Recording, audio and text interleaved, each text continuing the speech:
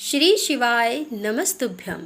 हर हर महादेव, जय भोलेनाथ की आप सभी भक्तजनों का हार्दिक अभिनंदन करती हूँ अपने YouTube चैनल पर।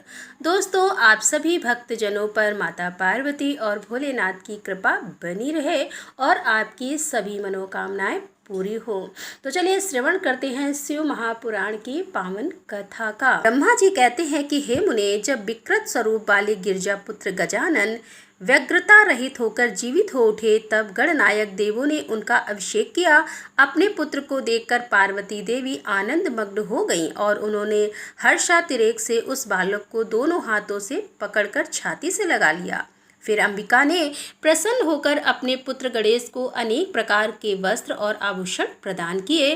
तदंतर सिद्धियों ने अनेकों विधि विधान से उनका पूजन किया और माता ने अपने सर्वद सुखहारी हाथ से उनके अंगों का स्पर्श किया। इस प्रकार शिवपत्नी पार्वती देवी ने अपने पुत्र का सत्कार करके उसका मुख चूमा और प्रेम पूर्वक उसे वरदान देते हुए कहा कि बेटा, इस समय तुझे बड़ा कष्ट झेलना पड़ा है, किंतु अब तू कृत्य हो गया है, तू धन्य है। अब से संपूर्ण देवताओं में तेरी अग्र पूजा होती रहेगी और तुझे कभी दुख का सामना नहीं करना पड़ेगा। चूंकि इस समय तेरे मुख पर सिंदूर दिख रहा है, इसीलिए मनुष्यों को सदा सिंदूर से तेरी पूजा करनी चाहिए। जो मनुष्य पुष्प, चंदन, सुगंध, गंध, नवेद, रमणी, आरती, तांबुल और दान से तथा परिक्रमा और नमस्कार करके विधि पूर्वक तेरी पूजा करेगा, उसे सारी सिद्धियां हस्तगत हो जाएंगी और उसके सभी प्रकार के विघ्न नष्ट हो जाएंगे। इसमें लेश मात्र भी संचय नहीं है। ब्रह्मा जी कहते हैं कि हे मुने, महेश्वरी देवी ने अपने पुत्र गणेश से यूं कहकर उसे नाना प्रकार की वस्तुएं प्रदान करके पुनः उसका अभिनंदन किया। विप्र, तब गिरजा की कृपा से उसी क्षण देवताओं और शिव गणों का मन विशेष रूप से शांत हो गया और तदंतर इंद्र आदि देवताओं ने हर्ष तिरेक से शिवा की स्तुति की और उन्हें प्रसन्न करके भक्ति भावित चित्त से गणेश देव को लेकर शिव जी के समीप चले। वहां पहुंचकर उन्होंने त्रिलोकी की कल्याण कामना से भवानी के उस बालक को शिव जी की गोद में बैठा दिया। तब शिव जी भी उस बालक के मस्तक पर अपना कर कमल फेरते हुए देवताओं से बोले कि यह मेरा दूसरा पुत्र है। तत्पश्चात गणेश ने भी उठकर शिव जी के चरणों में अभिवादन किया। फिर पार्वती को, मुझको, विष्णु को और नारद आदि सभी ऋषियों को प्रणाम करके आगे खड़े होकर उन्होंने कहा कि यो अभिमान करना मनुष्यों का स्वभाव ही है, अतः आप लोग मेरा अपराध क्षमा करें। तब मैं शंकर और विष्णु, इन तीनों देवताओं ने एक साथ ही प्रेम पूर्वक उन्हें उत्तम वर प्रदान करते हुए कहा कि हे सुरवर, जैसे त्रिलोकी में हम तीनों देवों की पूजा होती है, उसी तरह तुम सबको इस गणेश का भी पूजन करना चाहिए।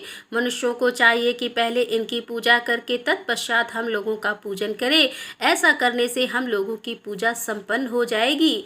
देवगणों, यदि कहीं इनकी पूजा पहले ना करके अन्य देव का पूजन किया गया है तो उस समय पूजन का फल नष्ट हो जाएगा, उसमें अन्यथा विचार करने की आवश्यकता नहीं है। ब्रह्मा जी कहते हैं कि हे मुने, तदंतर ब्रह्मा, विष्णु और शंकर आदि सभी देवताओं ने मिलकर पार्वती को प्रसन्न करने के लिए वहीं गणेश को सर्वाध्यक्ष घोषित कर दिया। उसी समय शिव जी परम प्रसन्न चित्त से पुनः गणेश को लोक में सर्वदा सुख देने वाले अनेकों वर प्रदान करते हुए बोले। शिव जी ने कहा कि हे गिरजानंदन, निसंदेह मैं तुझ पर परम प्रसन्न हूँ।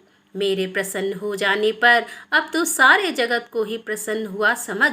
अब कोई भी तेरा विरोध नहीं कर सकता। तू शक्ति का पुत्र है, अतः अत्यंत तेजस्वी बालक होने पर भी तूने महान पराक्रम प्रकट किया है, इसीलिए तू सदा सुखी रहेगा। विघ्नाश के कार्य में तेरा नाम सबसे श्रेष्ठ होगा। तू सबका पूज्य है, अतः अब मेरे संपूर्ण गणों का अध्यक्ष हो जा। इतना कहने के पश्चात महात्मा शंकर अत्यंत प्रसन्नता के कारण गणेश को पुनः वरदान देते हुए बोले कि हे गणेश्वर, तू भाद्रपद मास के कृष्ण पक्ष की चतुर्थी तिथि को चंद्रमा का शुभोदय होने पर उत्पन्न हुआ है। जिस समय गिरजा के सुंदर चित्त से तेरा रूप प्रकट हुआ, उस समय रात्रि का प्रथम प्रहर बीत रहा था। इसीलिए उसी दिन से आरंभ करके उसी तिथि में तेरा उत्तम व्रत करना चाहिए। यह व्रत परम शोभन तथा संपूर्ण सिद्धियों का प्रदाता है। वर्ष के अंत में जब पुनः वही चतुर्थी आ जाए तब तक मेरे कथा अनुसार तेरे व्रत का पालन करना चाहिए। जिन्हें संसार में अनेक प्रकार के अनुपम सुखों की कामना हो, उन्हें चतुर्थी के दिन भक्तिपूर्वक विधि सहित से तेरा पूजन करना चाहिए। जब माघ मास के कृष्ण पक्ष की चतुर्थी आए तब उस दिन प्रातः काल स्नान करके व्रत के लिए ब्राह्मणों से निवेदन करें और पूर्वोक्त विधि से उपवास करें। फिर धातु की, मूंगे की, श्वेत मदार की अथवा मिट्टी की मूर्ति बनाकर उसकी प्राण प्रतिष्ठा करें और भक्ति भाव से नाना प्रकार के दिव्य गंधों, चंदनों और पुष्पों से उसकी पूजा करें। पुनः रात्रि का प्रथम प्रहर बीत जाने पर स्नान करके दुर्वा दलों से पूजन करना चाहिए। यह दुर्वा जड़ रहित 12 अंगुल लंबी और 3 गांठों वाली होनी चाहिए। ऐसी 101 अथवा 21 दुर्वा से उस स्थापित प्रतिमा की पूजा करें। तत्पश्चात धूप दीप, अनेक प्रकार के नवेद, तांबुल, अर्घ और उत्तम उत्तम पदार्थों द्वारा गणेश की पूजा करें और स्तवन करके उसके आगे प्रणिपात करें। यो गणेश की पूजा करने के पश्चात बाल चंद्रमा का पूजन करें। तत्पश्चात हर्षपूर्वक ब्राह्मणों की पूजा करके उन्हें मिष्ठान का भोजन कराएं। उनके भोजन कर लेने के बाद स्वयं भी नमक रहित मिष्ठान का ही प्रसाद पाएं। फिर गणेश का स्मरण करके अपने सभी नियमों का विसर्जन कर दें। इस प्रकार करने से यह शुभ व्रत पूर्ण होता है। बेटा, यो व्रत करते जब वर्ष पूरा हो जाए तब व्रती मनुष्य को चाहिए कि वह व्रत की पूर्ति के लिए व्रतोद्यापन का कार्य भी संपन्न करे। इसमें मेरे आज्ञा अनुसार 12 ब्राह्मणों को भोजन कराना चाहिए। व्रती को चाहिए कि वह एक कलश स्थापित करके उस पर तेरी मूर्ति की पूजा करे और तत्पश्चात वेद विधि के अनुसार वेदी का निर्माण कर उस पर अष्टदल कमल बनाए। फिर उसी पर धन की कंजूसी छोड़कर हवन करे। पुनः मूर्ति के सामने 2 स्त्रियों और 2 बालकों को बिठाकर विधि पूर्वक उनकी पूजा करे और आदर से उन्हें भोजन कराए। रात में जागरण करे। प्रातः काल पुनः पूजन करके पुनः रागमन के लिए विसर्जन कर दे। बालकों से आशीर्वाद ग्रहण करे और स्वास्थ्य वाचन कराए और व्रत की पूर्ति के लिए पुष्पांजलि निवेदित करे। फिर नमस्कार करके नाना प्रकार के कार्यों की कल्पना करे। इस प्रकार जो इस व्रत को पूर्ण करता है उसे अभिष्ट फल की प्राप्ति होती है। गणेश जो श्रद्धा सहित अपनी शक्ति के अनुसार नित्य तेरी पूजा करेगा उसके सभी मनोरथ सफल हो जाएंगे। मनुष्यों को सिंदूर, चंदन, चावल, केतकी पुष्प आदि अनेकों उपचारों द्वारा गणेश्वर का पूजन करना चाहिए। यूँ जो लोग नाना प्रकार के उपचारों से भक्तिपूर्वक तेरी पूजा करेंगे उनके विघ्नों का सदा के लिए नाश हो जाएगा और उनकी कार्य सिद्धि होती रहेगी। सभी वर्ण के लोगों को, विशेषकर स्त्रियों को यह पूजा अवश्य करनी चाहिए। यह अभ्युदय की कामना करने वाले राजाओं के लिए भी यह व्रत आवश्यक कर्तव्य है।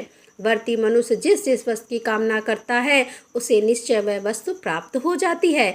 अतः जिसे किसी वस्तु की अभिलाषा हो उसे अवश्य तेरी सेवा करनी चाहिए। ब्रह्मा जी कहते हैं कि हे मुने, जब शिव जी ने महात्मा गणेश को इस प्रकार वरदान किया तब संपूर्ण देवताओं, श्रेष्ठ ऋषियों और शिव के प्यारे समस्त गणों ने तथास्तु कहकर उसका समर्थन किया और अत्यंत विधिपूर्वक गणाधीश का पूजन किया। तत्पश्चात शिव गणों ने आदर पूर्वक नाना प्रकार की पूजन सामग्री से गणेश्वर की विशेष रूप से अर्चना की और उनके चरणों में प्रणाम किया। और मुनीश्वर, उस समय गिरजा देवी जो आनंद प्राप्त हुआ उसका वर्णन मेरे चारों मुखों से भी नहीं हो सकता। तब फिर मैं उसे कैसे बताऊं। उस अवसर पर देवताओं की दुंदुभियां बजने लगी, अप्सराएं नृत्य करने लगी और गंधर्व श्रेष्ठ गान करने लगे और पुष्पों की वर्षा होने लगी।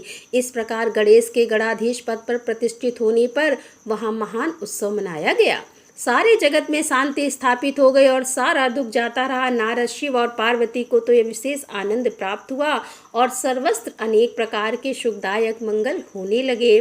तदंतर संपूर्ण देवगण और ऋषिगण जो वहां पधारे हुए थे वे सभी शिव की आज्ञा से अपने अपने स्थान को चले। उस समय वे शिव जी की स्तुति करके गणेश और पार्वती की बारंबार प्रशंसा कर रहे थे और कैसा अद्भुत युद्ध हुआ, यूँ परस्पर वार्तालाप करते हुए चले जा रहे थे। इधर जब गिरजा देवी का क्रोध शांत हो गया तब शिव जी भी स्वात्माराम होते हुए भी सदा भक्तों का कार्य सिद्ध करने के लिए उद्यत रहते हैं। गिरजा के सन्निकट गए और लोगों के हित कामना से पूर्वता नाना प्रकार के सुखदायक कार्य करने लगे। तब मैं, ब्रह्मा और विष्णु दोनों भक्तिपूर्वक शिव शिवा की सेवा करके शिव की आज्ञा ले अपने अपने धाम को लौट आए। जो मनुष्य जितेंद्रिय होकर इस परम मांगलिक आख्यान को श्रवण करता है वह संपूर्ण मंगलों का भागी होकर मंगल भवन हो जाता है। इसके श्रवण से पुत्रहीन को पुत्र की और निर्धन को धन की और भार्यार्थी को भार्या की और प्रजार्थी को प्रजा की, रोगी को आरोग्य की और अभागे को सौभाग्य की प्राप्ति होती है। जिस स्त्री का पुत्र और धन नष्ट हो गया हो और पति परदेश चला गया हो उसे उसका पति मिल जाता है। जो शोक सागर में डूब रहा हो वह उसके श्रवण से निसंदेह शोक रहित हो जाता है। यह गणेश चरित्र संबंधी ग्रंथ जिसके घर में सदा वर्तमान रहता है वह मंगल संपन्न होता है। इसमें तनिक भी संचय की गुंजाइश नहीं है। जो यात्रा के अवसर पर अथवा किसी भी पुण्य पर्व पर इसे मन लगाकर सुनता है वह श्री गणेश की कृपा से संपूर्ण अविष्ट फल प्राप्त कर लेता है। नारद जी ने पूछा कि हे तात, मैंने गणेश के जन्म संबंधी अनुपम वृतांत तथा परम पराक्रमक से विभूषित उनका दिव्य चरित भी सुन लिया। हे सुरेश्वर, उसके बाद कौन सी घटना घटी उसका वर्णन कीजिए, क्योंकि पिताजी शिव और पार्वती का उज्ज्वल यश महान आनंद प्रदान करने वाला है। ब्रह्मा जी ने कहा कि हे मुनि श्रेष्ठ, तुम तो बड़े कारुणिक हो, तुमने बड़ी उत्तम बात पूछी है। ऋषि सत्तम, अच्छा अब मैं उसका वर्णन करता हूँ, तुम इसे ध्यान पूर्वक सुनो। विपेंद्र शिव और पार्वती अपने दोनों पुत्र की बाल लीला देख देख कर महान प्रेम से मग्न हो रहे थे। पुत्रों का लाड़ प्यार करके के कारण माता पिता का सुख दिनों दिन बढ़ता जाता था और वे दोनों कुमार प्रतिपूर्वक आनंद के साथ तरह तरह की लीलाएं करते थे। हे मुनिवर, वे दोनों बालक स्वामी कार्तिक और गणेश भक्ति पूरी चित्त से सदा माता पिता की परिचर्या किया करते थे। इससे माता पिता का महान स्नेह संतमुख और गणेश का शुक्ल पक्ष के चंद्रमा की भांति दिन प्रतिदिन बढ़ता ही गया। एक समय शिव और शिवा दोनों प्रेम पूर्वक एकांत में बैठकर यूं विचार करने लगे कि हमारे ये दोनों पुत्र विवाह के योग्य हो गए हैं, अब इन दोनों का शुभ विवाह कैसे संपन्न हो। हमें तो जैसे सडासन प्यारा है वैसे ही गणेश भी है। ऐसी चिंता में पड़कर वे दोनों लीलावश आनंद मग्न हो गए। हे मुनि, माता पिता के विचार को जानकर उन दोनों पुत्रों के मन में भी विवाह की इच्छा जाग उठी। वे दोनों पहले मैं विवाह करूंगा, पहले मैं विवाह करूंगा यूं बारंबार कहते हुए परस्पर विवाद करने लगे। तब जगत के अधीश्वर वे दोनों दंपत्ति पुत्रों की बात सुनकर लौकिक आचार का आश्रय ले परम विस्मय को प्राप्त हुए। कुछ समय बाद उन्होंने अपने दोनों पुत्रों को बुलाया और उनसे इस प्रकार से कहा। शिव पार्वती जी बोले कि हे सुपुत्रों, हम लोगों ने पहले से ही एक ऐसा नियम बना रखा है जो तुम दोनों के लिए सुखदायक होगा। अब हम यथार्थ रूप से उसका वर्णन करते हैं, तुम लोग प्रेम पूर्वक से इसे सुनो। प्यारे बच्चों, हम तो तुम दोनों पुत्र समान ही प्यारे हो, किसी पर विशेष प्रेम हो ऐसी बात नहीं है। अतः हमने तुम लोगों के विवाह के विषय में एक ऐसी शर्त बनाई है जो दोनों के लिए कल्याणकारिणी है। वह शर्त यह है कि जो सारी पृथ्वी की परिक्रमा करके पहले लौट आएगा उसी का शुभ विवाह पहले किया जाएगा। तब ब्रह्मा जी कहते हैं कि हे मुने, माता पिता की ये बात सुनकर सरजन्मा महाबली कार्तिकेय तुरंत ही अपने स्थान से पृथ्वी की परिक्रमा करने के लिए चल दिए, परंतु अगाध बुद्धि संपन्न गणेश वहीं खड़े रह गए। वे अपनी उत्तम बुद्धि का आश्रय ले बारंबार मन में विचार करने लगे कि अब मैं क्या करूं, कहाँ जाऊं। परिक्रमा तो मुझसे हो नहीं सकेगी, क्योंकि कोस भर चलने के बाद आगे मुझसे चला जाएगा नहीं। फिर सारी पृथ्वी की परिक्रमा करके मैं कैसे सुख प्राप्त कर सकूंगा। ऐसा विचार कर गणेश ने जो कुछ किया उसे सुनो। उन्होंने अपने घर लौटकर विधि पूर्वक स्नान किया और माता पिता से इस प्रकार से गणेश जी बोले कि पिताजी एवं माताजी, मैंने आप लोगों की पूजा करने के लिए यहाँ 2 आसन स्थापित किए हैं। आप दोनों इस पर विराजिए और मेरा मनोरथ पूर्ण कीजिए। ब्रह्मा जी कहते हैं कि हे मुने, गणेश की बात सुनकर पार्वती और परमेश्वर उनकी पूजा ग्रहण करने के लिए आसन पर विराजमान हो गए। तब गणेश ने उनकी विधि पूर्वक पूजा की और बारंबार प्रणाम करते हुए उनकी 7 बार प्रदक्षिणा की। बेटा नारद, गणेश तो बुद्धि सागर थे ही। वे हाथ जोड़कर प्रेम मग्न माता पिता की बहुत प्रकार से स्तुति करके बोले। गणेश जी ने कहा कि हे माताजी तथा पिताजी, आप लोग मेरी उत्तम बात सुनिए और शीघ्र ही मेरा शुभ विवाह कर दीजिए। ब्रह्मा जी कहते हैं कि हे मुने, महात्मा गणेश का ऐसा वचन सुनकर वे दोनों माता पिता महाबुद्धिमान गणेश से बोले। शिवा ने कहा कि बेटा, तू पहले काननों से सहित इस सारी पृथ्वी की परिक्रमा तो करा। कुमार गया हुआ है, तू भी जा और उससे पहले लौट आ। ब्रह्मा जी कहते हैं कि हे मुने, नियम परायण गणेश माता पिता की ऐसी बात सुनकर कुपित हो तुरंत बोल उठे। गणेश जी ने कहा कि हे माता जी तथा हे पिताजी, आप दोनों सर्वश्रेष्ठ धर्म रूप और महाबुद्धिमान हैं, अतः धर्मानुसार मेरी बात सुनिए। मैंने 7 बार पृथ्वी की परिक्रमा की है, फिर आप लोग ऐसी बात क्यों कह रहे हैं? ब्रह्मा जी कहते हैं कि हे मुने, शिव पार्वती तो बड़े लीलानंदी ही ठहरे। वे गणेश का कथन सुन लौकिक गति का आश्रय लेकर बोले। शिव पार्वती ने कहा कि पुत्र, तूने समुद्र पर्यंत विस्तार वाली बड़े बड़े काननों से युक्त इस सप्त दिवती विशाल पृथ्वी की परिक्रमा कब कर ली? ब्रह्मा जी कहते हैं कि हे मुने, जब शिव पार्वती ने ऐसा कहा तब उसे सुनकर महान बुद्धि संपन्न गणेश जी बोले। गणेश जी ने कहा कि माता जी एवं पिताजी, मैंने अपनी बुद्धि से आप दोनों शिव पार्वती की पूजा करके प्रदक्षिणा कर ली है, अतः मेरी समुद्र पर्यंत पृथ्वी की परिक्रमा पूरी हो गई। धर्म के संग्रहभूत वेदों और शास्त्रों में जो ऐसे वचन मिलते हैं वे सत्य हैं। 58 असत्य जो पुत्र माता पिता की पूजा करके उनकी प्रदक्षिणा करता है, उसे पृथ्वी परिक्रमा जनित फल सुलभ हो जाता है। जो माता पिता को घर पर छोड़कर तीर्थ यात्रा के लिए जाता है, वह माता पिता की हत्या से मिलने वाले पाप का भागी होता है, क्योंकि पुत्र के लिए माता पिता का चरण सरोज ही महान तीर्थ है। अन्य तीर्थ जो दूर जाने पर प्राप्त होते हैं, परंतु धर्म का साधनभूत यह तीर्थ तो पास में ही सुलभ है। पुत्र के लिए माता पिता और स्त्री के लिए पति के ये दोनों सुंदर तीर्थ घर में ही वर्तमान है। ऐसा जो वेद शास्त्र निरंतर उद्घोषित करते रहते हैं, उसे फिर आप लोग असत्य कर दीजिए। और यदि यह असत्य हो जाएगा तो निसंदेह वेद भी असत्य हो जाएगा और वेद द्वारा वर्णित आपका यह स्वरूप भी झूठा समझा जाएगा। इसीलिए या तो शीघ्र ही मेरा शुभ विवाह कर दीजिए कि वे साथ झूठे हैं, आप दोनों धर्म रूप हैं, अतः भली भांति विचार करके इन दोनों में जो परम उत्तम प्रतीत हो उसे प्रयत्न पूर्वक करना चाहिए।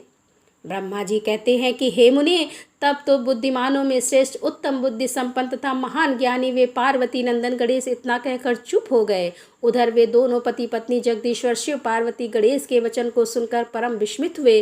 तदंतर वे यथार्थ भाषी एवं अद्भुत बुद्धि वाले अपने पुत्र गणेश की प्रशंसा करते हुए बोले।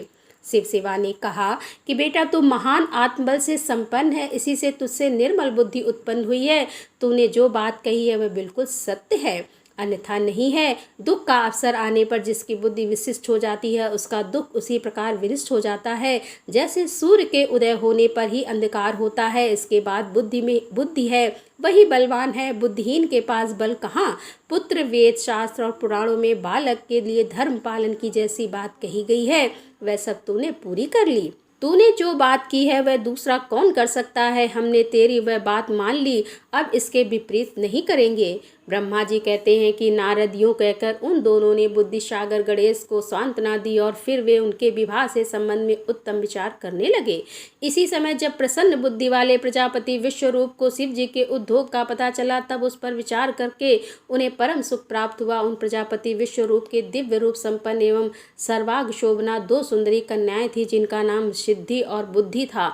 भगवान शंकर और गिरिजा ने उन दोनों के साथ हर्षपूर्वक गणेश का विवाह संस्कार संपन्न कराया। उस विवाह के अवसर पर संपूर्ण देवता प्रसन्न होकर पधारे। उस समय शिव और पार्वती का जैसा मनोरथ था, उसी के अनुसार विश्वकर्मा ने वह विवाह किया। उसे देखकर ऋषियों तथा देवताओं को परम हर्ष प्राप्त हुआ। हे मुने, गणेश को भी उन दोनों पत्नियों के मिलने से जो सुख प्राप्त हुआ उसका वर्णन नहीं किया जा सकता। कुछ काल के पश्चात महात्मा गणेश के उन दोनों पत्नियों से 2 दिव्य पुत्र उत्पन्न हुए। उनमें गणेश पत्नी सिद्धि के गर्भ से 6 नामक पुत्र पैदा हुआ और बुद्धि के गर्भ से जिस परम पुत्र ने जन्म लिया उसका नाम लाभ हुआ। इस प्रकार जब गणेश अचित्त सुख का भोग करते हुए निवास करने लगे, तब दूसरे पुत्र स्वामी कार्तिक पृथ्वी की परिक्रमा करके लौटे। उस समय नारद जी ने आकर कुमार स्कंद को सब समाचार सुनाए। उन्हें सुनकर कुमार के मन में बड़ा क्षोभ हुआ और वे माता पिता शिव के द्वारा रोके जाने पर भी ना रुककर क्रोच पर्वत की ओर चले गए। हे देवर्षि, उसी दिन से शिवपुत्र स्वामी कार्तिकेय का कुमार तत्व प्रसिद्ध हो गया तथा उनका नाम त्रिलोकी में विख्यात हो गया। वह शुभदायक, सर्व पापहारी, पुण्यमय और उत्कृष्ट ब्रह्मचर्य की शक्ति प्रदान करने वाला है। कार्तिक की पूर्णिमा को सभी देवता, ऋषि, तीर्थ और मुनीश्वर सदा कुमार का दर्शन के लिए क्रौच पर्वत पर जाते हैं। जो मनुष्य कार्तिक की पूर्णिमा के दिन कृतिका नक्षत्र का योग होने पर स्वामी कार्तिक का दर्शन करता है, उसके संपूर्ण पाप नष्ट हो जाते हैं और उसे मनोवांछित फल की प्राप्ति होती है। इधर स्कंद का विछोह हो जाने पर उमा को महान दुख हुआ। उन्होंने दीन भाव से अपने स्वामी शिव जी से कहा कि हे प्रभु, आप मुझे साथ लेकर वहां चलिए। तब प्रिया को सुख देने के निमित्त स्वयं भगवान शंकर अपने एक अंश से उस पर्वत पर गए और सुखदायक मल्लिकार्जुन नामक ज्योतिर्लिंग के रूप में वहां प्रतिष्ठित हो गए। वे सत्पुरुषों की गति तथा अपने सभी भक्तों के मनोरथ पूर्ण करने वाले हैं। वे आज भी शिवा के सहित उस पर्वत पर विराजमान है। बेटा नारद, वे दोनों शिवा शिव भी पुत्र स्नेह से विहल होकर प्रत्येक पर्व का कुमार को देखने के लिए जाते हैं। अमावस्या के दिन वहां स्वयं शंभु पधारते हैं और पूर्णिमा के दिन पार्वती जी जाती हैं। मुनीश्वर, तुमने स्वामी कार्तिक और गणेश का जो जो वृतांत मुझसे पूछा था वह सब मैंने तुम्हें कह सुनाया। इसे सुनकर बुद्धिमान मनुष्य समस्त पापों से मुक्त हो जाता है और उसकी शुभ कामनाएं पूर्ण हो जाती हैं। जो मनुष्य इस चरित्र को पढ़ता अथवा पढ़ाता है एवं सुनता अथवा सुनाता है, निसंदेह उसके सभी मनोरथ सफल हो जाते हैं। यह अनुपम आख्यान पापनाशक, कीर्तिप्रद, सुखवर्धक, आयु बढ़ाने वाला, स्वर्ग की प्राप्ति कराने वाला, पुत्र पौत्र की वृद्धि करने वाला, मोक्षप्रद, शिव जी के उत्तम ज्ञान का प्रदाता, शिव पार्वती में प्रेम उत्पन्न करने वाला और शिव भक्ति वर्धक है।